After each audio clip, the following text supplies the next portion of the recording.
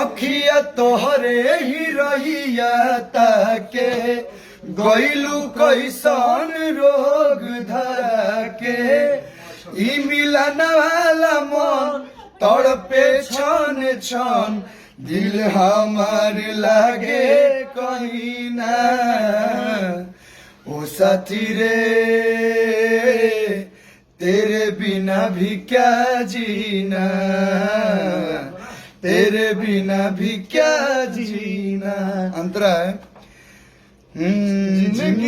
जिंदगी लागे जन्नत जैसे रहेलू जब पास हो बतिये से जुड़ला जियारा भरल बतना मिठास हो सपना हमके देखा के आशिक अपन बना के कन भइल कसूर काहे तना गुरूर तनी हमके बता दो हसीना ओ साथी रे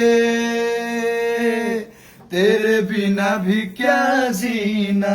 ये गाना सारे गाँव हम भोजपुरी से आया है और बहुत दिन बाद में सैड सॉन्ग आया हूँ जिसको म्यूजिक दिया है प्रियांशु सिंह और ये मेरा प्रिंस प्रियदर्शी जो मेरा प्यारा भाई है इसने लिखा है। क्या लिखे हो भाई, लव यू। मैं नहीं जानता था कि सैड सॉन्ग भी इतना अच्छा लिखते हो, तो मैं चाहूंगा कि बहुत जल्द एक और सैड सॉन्ग लिखो और यही टीम काम करेगी।